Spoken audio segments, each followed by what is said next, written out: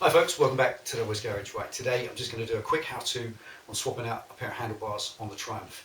I've had the Triumph now for about 800 miles, and one of the things that's become glaringly obvious to me is the style that Triumph have decided to put of handlebar on the bike. I don't like the style, the way that they bend, the way that they seem very straight when you're sitting riding the bike. It doesn't feel, they don't have that classic cow horn shape that I really like, and the only bars that give you that for me, and I've loved them ever since I've had motorbikes since 1981, is the Renthal handlebar. I absolutely love Renthal bars, and I'm going to put a pair on the Triumph because I just love the shape, I love the way they look, I love the feel of them, and I personally think they're a better bar than a big old piece of bent chrome like you get from the factory. So I'm going to cover how to change them. It isn't difficult, it's a very simple process. There's a couple of little tricks that will help you out, so stick around and stay tuned. I'm going to show you how to swap these over and give the whole bike a better, more classic look than these rather odd shaped handlebars that the factory give you. Okay, the first thing before you do anything else is to protect your tank. The top of the tank area is quite vulnerable on any bike, no matter what it is. So what I always do is a big thick folded towel on top of the tank, and then an old curtain. Now this just covers everything in the area that you're working on. You've padded it out with the tank with the towel there. And now if you drop tools, you got a spanner or anything, you drop it on there, you're not going to do any damage to the bike. So just a little precaution before you go away. Changing the bars is pretty straightforward. You've just got to take off all the furniture, then undo the bars, put the new ones on and put back the furniture. It's really quite straightforward. Nothing much to it. It's just what order to do it in, like so many things. So the easiest way to do anything is start from the outside and work your way in like you do in knives and forks at a posh dinner. So first thing, obviously the bar weights in the end. On the other end I've got the bar end mirror, and that'll be the same. I shall fit that on the Renthals when the time comes. Get those out of the way.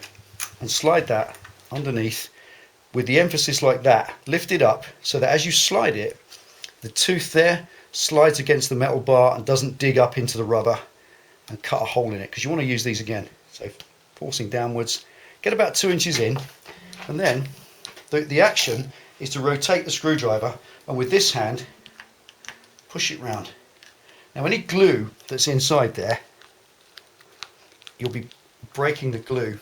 This little screwdriver is going all the way around, and it's just, now start to pull this way as you rotate, and you can see already here it starts to come off. There we go, we're off.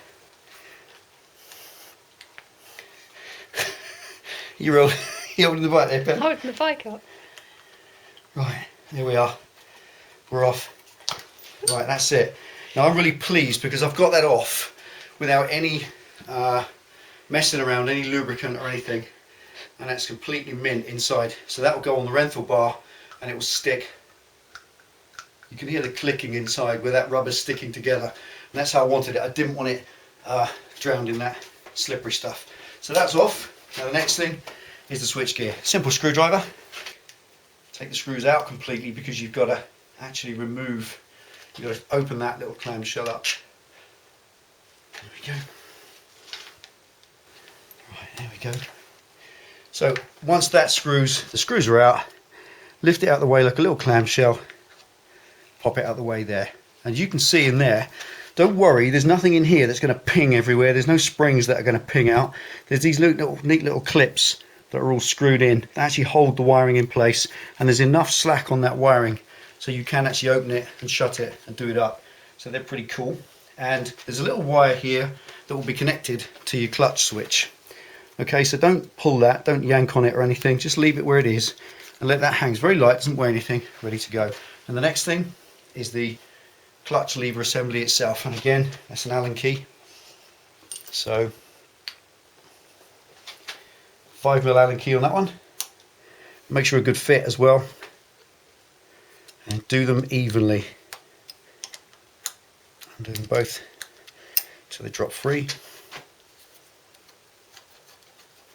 Just support the thing. Now all the fasteners, put them in a nice safe place where they're not going to roll in the dirt on the floor.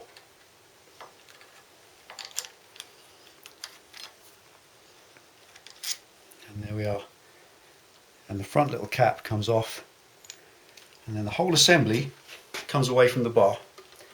and that can just hang there on its wires and do no harm at all. Now we've got to start on the right hand side. It's same drill on this, but because you've got a twist grip, the grip is on an inner sleeve that is all part of your twist grip assembly, so you don't have to take that rubber off, but you do just get in the screws there, or whatever method of do-uppage you have, and loosen it off just with these.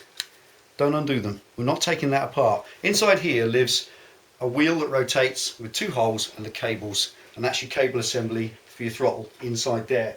Now often, yeah, it's the same case with this bike as normal, that won't come off the end. You can't slide that off the end. So before you go lifting that and then taking all the cables out just to remove it, just wait a minute. There's a trick, I'll show you. Just leave that loose for a minute so it slides on and off. Then it's the little switch, which is on this bike just your kill switch. So the back of the kill switch is just a plastic cap that just holds it in place, and once the cap's off the back, it can just come free and just be there out of the way, no problem at all. Okay, come to these holes in the bars in just a minute. Again, brake assembly, pre-loosen that. I know it's going to hit the Euro. Yep. There we go. Now that assembly just comes off with the reservoir connected, but you don't need to worry, just do that, lift it out of the way and let it rest just there for a second. Don't have to do any more than that. There's no need to remove or dismantle any more of the bike. Now there will be torque settings for these, so you can look those up in your manual, because I want this whole process to be reasonably universal for changing bars on any bike.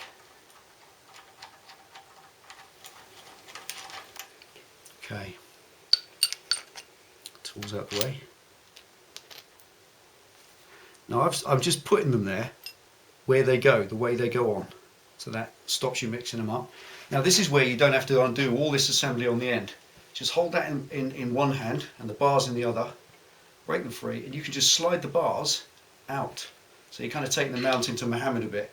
Rather than undoing all this and worrying about it, just slide the bars out. So we'll set those down to one side, give them to my worthwhile assistant. And the new bar, same hand, just slide it straight in to where it goes. Now before you go any further, you've still got it in hand. That's all on the end now. That can be done up in a few minutes. I'm just going to do these up roughly. I'm going to set them correctly in a minute. You need to secure them on the bike temporarily first, because we're going to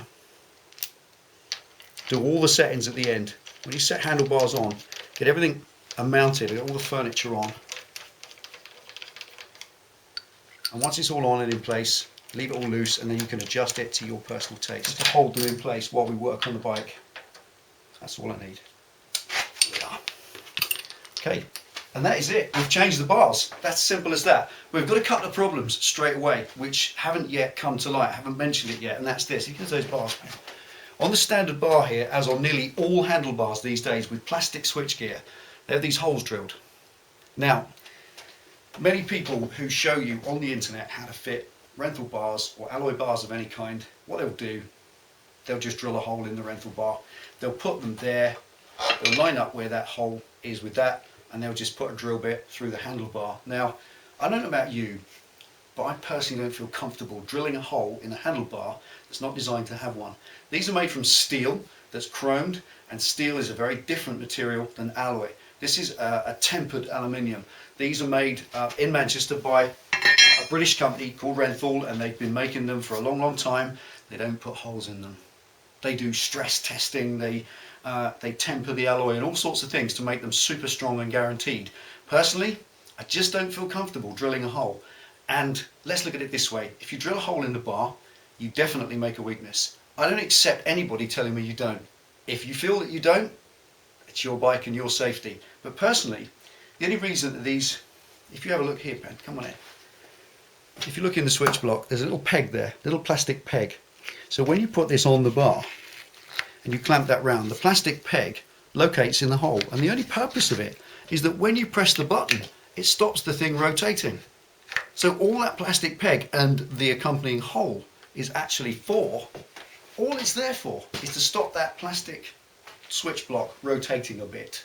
Now obviously on the shiny chrome bar that's super smooth, plastic switchgear, it will rotate round. You've got to do it up quite tight. But these bars, they're textured and they're alloy.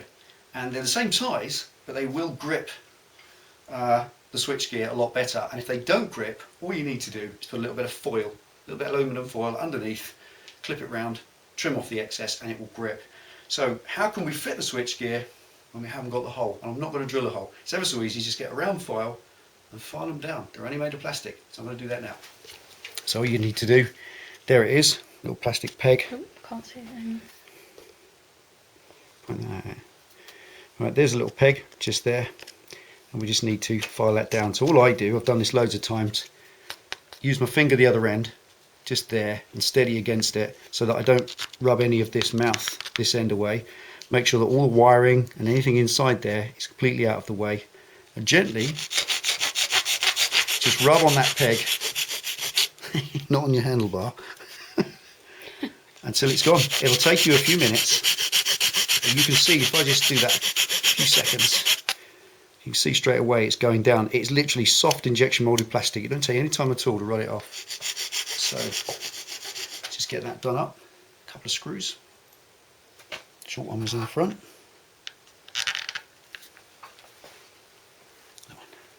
Cheers, mate. Now coming back to this side. Now what I've found here straight away is these bars are smaller, so feed this cableage back in, get them set there. You're giggling at? Everything's edge. Cableage. It is cableage. That's correct. Isn't it? Cableage. Leave me alone. Delboy's dictionary. Out next week. Dictionage, you mean? Right.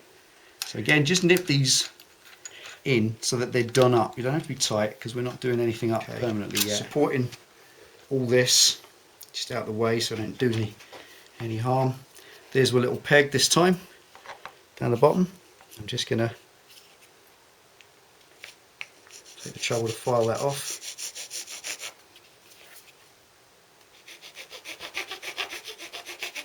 Takes a couple of seconds. You get a rut in it quite quickly with a round file, and then you stay in the rut. You just stay in a rut, dudes.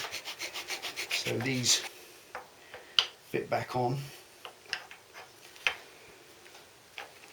like so. It's a bit fiddly. Literally, it's kind of rub tummy, tap head. Triumph up that way. You kind of need 3 pairs of hands, but it ain't odd. That's it. Now with this end, because obviously the twist grip's going to turn and we're going to put the bar weight on the end, the bar mirror on the end, obviously what I don't want to do is have this rubber edge bearing against it. So when you push it in and adjust it so there's just about that much, probably about 2 or 3 mil of the bar poking out the end to give a nice flush edge so it can still move. And then you can nip that up. And on this particular bike, just get your throttle cables neat, tidy everything up, and just do them up. And again, I've got to say this again, all I'm trying to make this point with these clamps and these fittings as well, all these fittings, they basically do that. You take the 2 fasteners out and then you've got 2 halves. And when you do them up around the bar, just make sure they go together like that, nice and straight. Not like this one side, butted together, then try and bolt that side together, because often it won't work. You have to just bring them in gently. So take some note of that. I won't dwell on it anymore. End. Now, on your Renthal bars, you've got a knurled end. This knurling pattern is very tough, and inside there is nice and sticky. So the normal method, put the bar on, and then rotate like that while you push, and it should go on okay. Now if it doesn't, there you go. I don't know how it works, but it works. What you can do is use hairspray. You can put a little bit of hairspray on the bar. There you go, works a treat. That's it. And I'm not going to put anything on there. If that doesn't work, if you find yours moves, what you can do is put a little bit of hairspray on the inside. Just straightforward, Penny Pit Stop hairspray, spray it inside the grip or spray on the bar. It slips straight on like a dream, and overnight the glue in the hairspray will set. But I'm happy with that being just as it is at the minute on its own. It doesn't need anything under there, it's bone dry. It's a nice soft jelly squidgy rubber grip on a nice knurled bar, and it doesn't move at all. That'll stick over time. It'll get a bit of surface tension and stick, and that's cool. So we don't need the hairspray for this one. The brilliant thing with Renthals, they put these measuring gauges here so that you can make sure your bars are equidistant both sides, and all you need to do is where they disappear into the clamps, make sure, unlike mine are not, that they're the same. Just move them. There we are. They give you these little tiny half marks, then quarter marks, so you can get them absolutely perfect. And that polishes my lovely old OCD. I can get them just bang on where I want them, so I can just nip that there. Now that's correct left to right, and all I've got to do is sit on the bike, put your hands on the bars. For me that's bang on, but I will carry that in my bag just so I can adjust it in the next couple of days if it's not absolutely perfect.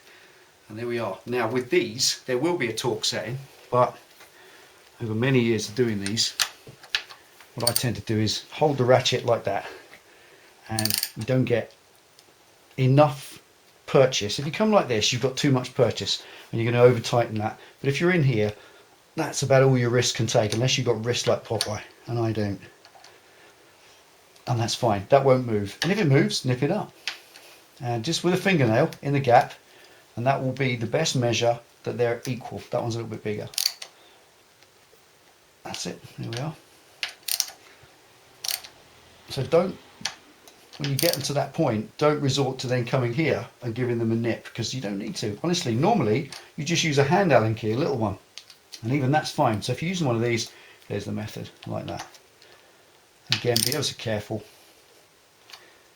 not to slip off and scratch anything, because when it's painted black, it does tend to be quite easy to do. So give them one final nip as much as I can with this method, and that's them done. There we are. Bar set. Now we've just got to set these. Now that's ever so simple. You just feel for that where you're comfortable with it, and always make sure that the bobble, in my personal view, the bobble of your lever should come just outside the edge of the bar. That means that you've got your four fingers round it, and that's the correct position. You don't want it hanging off the end here, and you don't want it too far in. It's got to be where it is, there. And then that's just an Allen key. And there we are. Do these up. Oops, let's do this for that one.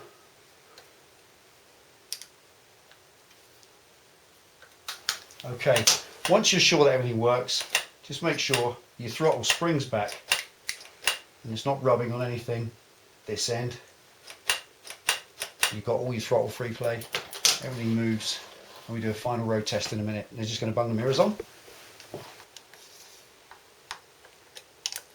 Don't need to mince them up too tight, so just finally on that, all I've got here is a bar weight, just temporarily, from the Bandit, the spare one from the right hand side where I've got the mirror, and this, I think you haven't seen these before, I did that trick before, that's a rule bolt for concrete. So that's, you can get these from your DIY store for literally a couple of pounds. That's just a proper cast steel rule bolt for use in concrete brick walls and stuff, and they come in the perfect 12mm size to slip straight into the end of the bar. Just click them in a little bit, do the screw up, and they're the same thread, just fortunately, as the end of your regular bar weights. So you just pop that in, and that will finish off the bar nicely, give it a nice look. Just do it up so it expands just enough to bite on the wall of the bar, then tap it in till it's home, and then physically hold that still and just tighten it up. And these rule bolts will bite nicely into the bar, and that is as tight as you'll ever get it. Job done. Okay, that's only temporary because it needs a little repaint, but there, as you can see now, that gives proper width to the bars, gives them a proper look, and it balances out the bar mirror this side. And being as it's 1 pound of weight that side and the mirror that side, which weighs roughly just under 3/4 of a pound in all its bits and bobs, that's roughly balanced there. So there we go. Thanks for tuning in and watching this bit. This has just been a very simple way to change handlebars on your bike. It's ever so simple. It's just undoing stuff and doing stuff up, and it's not hard. Take your time, cover everything up, make a good job of it. Don't mince fasteners.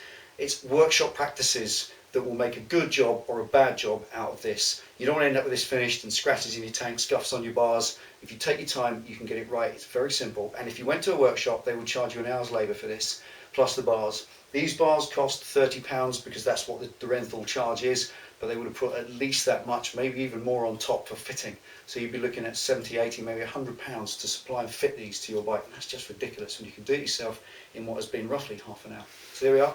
Thanks for tuning in and watching Delboy's Garage. I love these. I'm going to enjoy riding them tomorrow, getting them set exact, take the tools with me so I can faff around with them here and there, just get them absolutely right. And hopefully, we can move on to the next modification on the Triumph as soon as it arrives. Take care, ride safe, see you next time.